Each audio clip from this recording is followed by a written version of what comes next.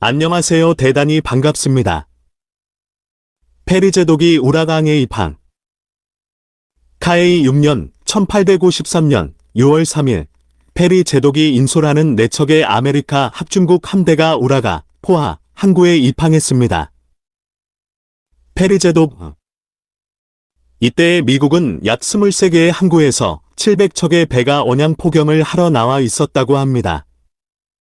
당시의 연료는 석유가 아닌 고래의 기름을 썼습니다. 하지만 이미 미국의 근해에서는 고래가 잡히지 않았기에 서서히 태평양으로 향했습니다. 당시의 증기선은 큰 물레방아를 돌리는 외륜선으로 선체의 크기에 비해 많은 석탄을 필요로 해 미국은 오스트레일리아나 인도양, 남태평양의 섬들의 기지를 만들었습니다. 미국은 일본에도 물과 연료와 식량을 보급 기지를 만들려고 했습니다. 동인도 함대, 기암 사스케하나, 사령장관 페리가 미국의 필모어 대통령의 국서를 가지고 쇄국 중인 일본을 방문했습니다. 태평면 정이찬. 태평의 잠을 깨우는 쇼키센 증기선. 사야면.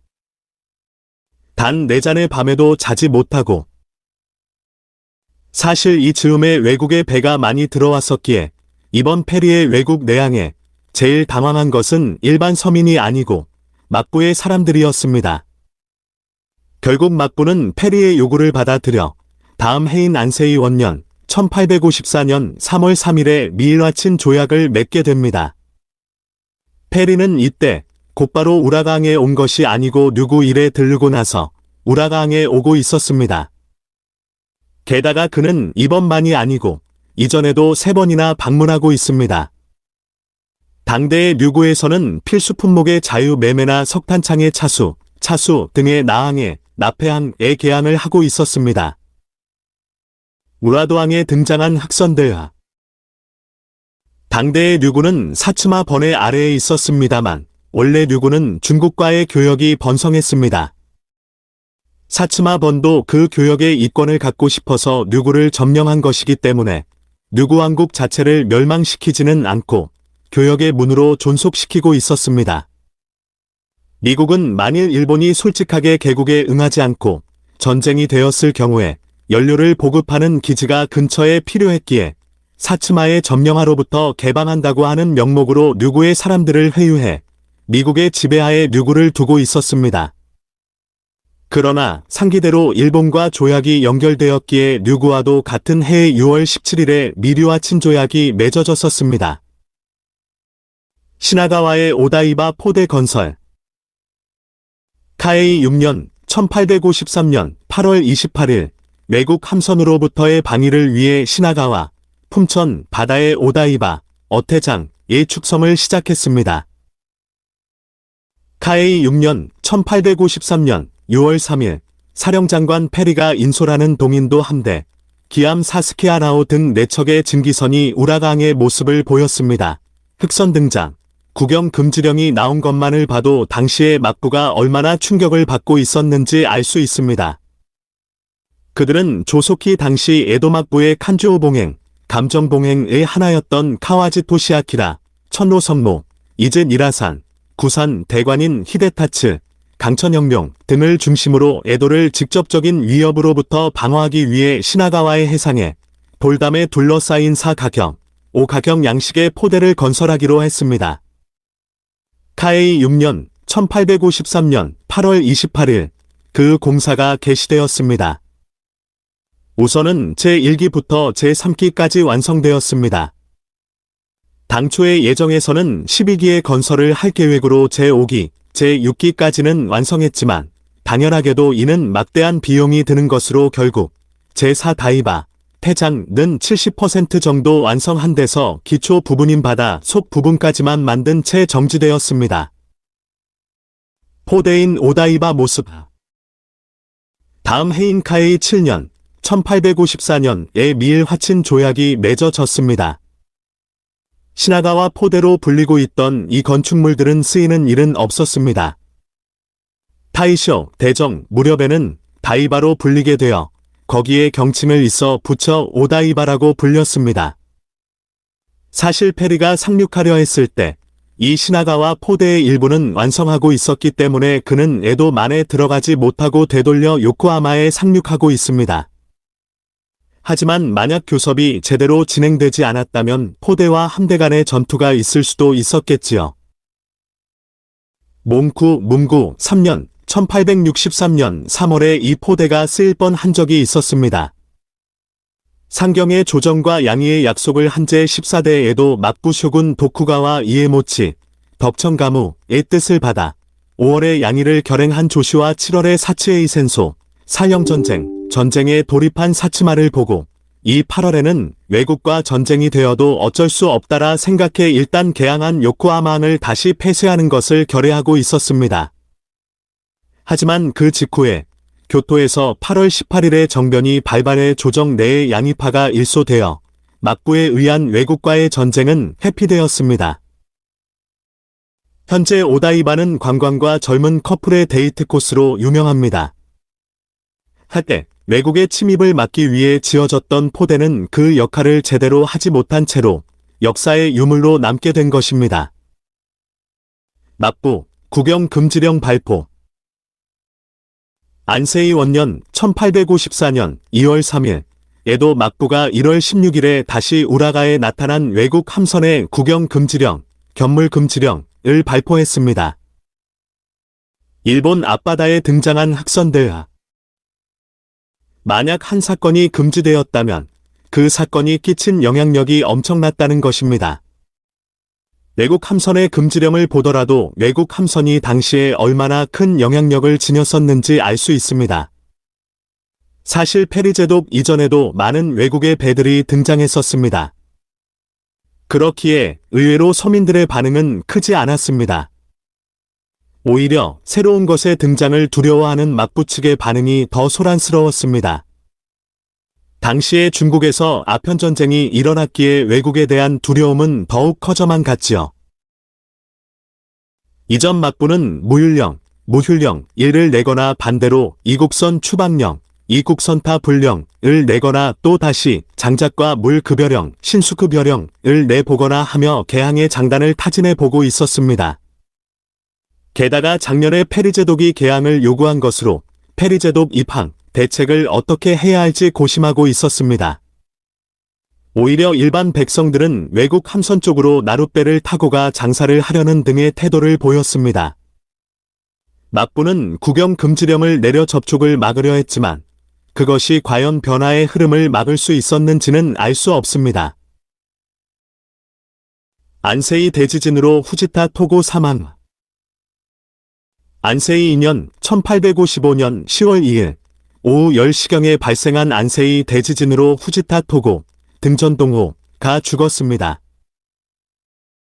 후지타 토코는 미토번의 시오코관, 창고관에 근무하는 후지타 유우코쿠 등전 유곡의 차남으로 분카 3년 1806년에 태어났습니다. 시오코관은 미토번의 2대째 지방 영주였던 미토 고문, 수호 황문, 도쿠가와 미츠쿠니, 덕청광국가 시작한 미토번의 중대 사업인 대일본사의 편찬을 실시하고 있던 부서에서 21세 때의 아버지가 돌아가셔서 그것을 상속해 일을 계속하고 있었습니다. 아버지인 유코쿠는 헌옷가게의 아들인 낮은 신분을 지니고 있었으나 그 우수함을 주목받아 대발탁된 것입니다. 후지타 토고와 그의 아들인 토코가 이어받은 것은 토코의 우수함을 알려주는 것입니다. 미토학, 수호학 파의 리더적이었던 아버지의 아래에서 어릴 적부터 열심히 미토학을 공부한 그는 아버지를 이어 미토학파의 리더적 존재가 되어 있었습니다. 미토학을 간단히 말하자면 존왕천패, 즉 황통을 계승하는 조점은 고귀하고 무력으로 패권을 잡은 막부는 철하다라고 하는 것입니다. 주자학적 역사관에 의한 학문입니다만 도쿠가와의 영향력이 큰 미토에서 이런 일이 일어난 것은 이상하기도 합니다. 하지만 알고 보면 이 미토학은 막부를 안정시키는 논리로 흐를 수도 있습니다. 막부가 넘어질 수 있다는 것은 언제든지 하극상이 일어날 수 있다는 것입니다. 막부는 스스로가 den노 밑에 있다는 것을 명확히 함으로써 막부의 위치를 확고히 하려고 합니다. 또한 고귀한 덴노가 지배하는 신의 나라인 일본은 문화적으로도 무력적으로도 외국에 범해져서는 안 되는 것으로 이어져 조낭양이의 사상으로도 연결됩니다. 이 조낭양이가 막부를 쓰러뜨리는 것으로 연결되는 것은 좀 더 후의 일로 현 단계에서는 어디까지나 막부를 위한 조낭양이 사상입니다. 그런 미토학이 힘을 기르는 계기가 된 것은 미토번의 지방 영주 교대 사건이었습니다. 제8대 번주 나리노부, 제소의 적자가 없었던 것으로 미토번의 보수파는 나리노부의 부인인 11쇼군 이에나리, 가제의 딸이었기에 그의 아들을 양자로 해후계로 추대하려 했습니다. 한편 혁신파는 나리노부의 동생 나리아키, 제소를 후계자로 세우려 했습니다. 결국 나리아키가 미토번의 번주가 되어 미토번은 혁신파가 좌지우지하게 됩니다. 이때 나리아키를 추대한 이 중 한 명이 토고였습니다. 그는 곧 소바요닌, 츠경인 중 하나가 되어 코오리 봉공, 군봉행, 시라베야쿠, 어용조역 등 핵심적인 직위들을 차지하게 됩니다. 이런 조낭양이의 사상은 페리가 내항한 사건 이후로 크게 변하게 됩니다. 페리 내항, 무력하게 외국 세력에게 무너지자 막부는 덴노의 권위를 빌어 이것을 해결하려 합니다. 하지만 당대의 덴노 121대 타카하키 덴노는 외국을 매우 싫어했기에 어쩔 수 없이 대로 이 나오스케, 정의 직필 가 덴노의 허가를 받지 않고 무작정 미국화 수호통상조약을 맺어버렸습니다. 막부는 스스로 월거랭이를 행한 것입니다. 게다가 안세이의 옥사, 안정대옥로 반대파를 탄압하자 조낭양이의 사상은 점차 막부 토벌로 향해 갑니다. 옥사의 전에 차기 쇼군 옹립에 실패한 토고는 실각했었습니다만 그는 유패 중에도 해천시사, 나는 서적을 집필해 이런 위기일수록 충군애국의 정신으로 국가를 위해서 생명을 바쳐야 한다라고 주장했습니다. 이 회천시사는 조낭양이파의 지사들에게 압도적인 지지를 받았습니다. 하지만 그는 정말 돌연히 죽음을 맞이하게 되었습니다. 안세이 2년 10월 2일 오전 10시경에 일어난 매그니튜드 6.9의 지진에 의해 연로한 어머니를 살리고 죽음을 맞이하고 말았습니다. 초대 미국 주일 영사 하리스 부인. 안세이 3년 1856년 7월 21일 초대 미국 주일 총영사 하리스가 이즈 시모다항에 입항했습니다. 미국 뉴욕주 워싱턴의 궁핍한 집에서 태어난 타운젠트 하리스는 중학을 졸업한 뒤 가업을 도우며 독학으로 프랑스어, 이탈리아어, 스페인어를 습득하며 각국의 문학을 배웠습니다. 이 경험에서 그는 교육에 흥미를 가지고 교육 활동을 열심히 했습니다. 그 활동이 인정되어 1846년부터는 뉴욕시 교육장을 맡았습니다. 그 후 화물선의 권리를 취득하여 무역상이 되어 태평양의 각국으로 항해하게 됩니다. 그런 가운데 청나라에서 페리가 인소라는 동인도 함대를 만난 뒤에 일본에도 흥미를 가져 외교관을 목표로 하게 됩니다. 페리가 미일 화친 조약을 체결시킨 일로 시모다의 영사관이 설치되는 이를 우연히 들은 하리스는 대통령에게 직접 편지를 보내 초대 주일 총영사로 임명되었습니다. 초대 주일영사 하리스. 이렇게 해서 안세이 3년 1856년 7월 21일 하리스는 이즈 시모다에 입항했습니다. 처음에는 통역이 잘못되어 상륙이 거절되거나 했지만 의사가 통해 상륙해 시모다 이즈미지 옥천사의 영사관을 지은 후에도 에도에 가는 것을 거절당하거나 하며 막부는 하리스를 경계하고 있었습니다만 이윽고 그의 성실한 인품이 인정받아 서서히 막부도 그를 인정하게 됩니다. 다음 해에는 에도에 가는 일도 허락받아 제13대장군 도쿠가와 이에사다에게 아련하는 것도 실현되었습니다. 게다가 그 다음 해인 안세이 4년 1858년의 7월 14회에 걸치는 교섭의 끝에 미일수호 통상조약의 체결에 이르렀습니다. 이때 하리스가 주장한 일본 화폐와 미국 화폐와의 교환 비율에 의해 엄청난 양의 금이 유출되게 됩니다. 한편으로 하리스는 일본의 금화가 외국의 은화에 비해 의도적으로 그 가격을 인하되고 있는 사실을 막부에 알려 시급하게 금화의 가치를 올리도록 화폐 가격의 비교 일람표를 보내기도 하고 있습니다. 그 후 초대 총영사에서 초대 공사로 직함이 바뀐 하리스는 병을 이유로 공사의 사임을 신청하게 됩니다. 그리고 분큐 2년 연 1862년 4월 5년 9개월에 걸친 일본 생활의 이별을 고해 하리스는 미국으로 돌아왔습니다. 이때 완전히 하리스의 신뢰를 두고 있었던 막부는 어떻게든 귀국을 미루려 해 미국 국무장관에게 하리스의 재임을 요청했습니다. 하리스도 일본을 좋아해 자주 이야기를 했다고 하네요. 하리스의 묘지야.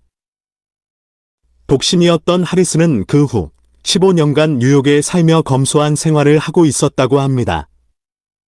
하지만 그가 일본에 체제하고 있었을 때의 비용을 스스로 조달하고 있었던 이를 우연히 들은 국무장관이 그 체제 비용을 국가에서 보상해 주어 유유자적한 노후 생활을 보는 것 같습니다.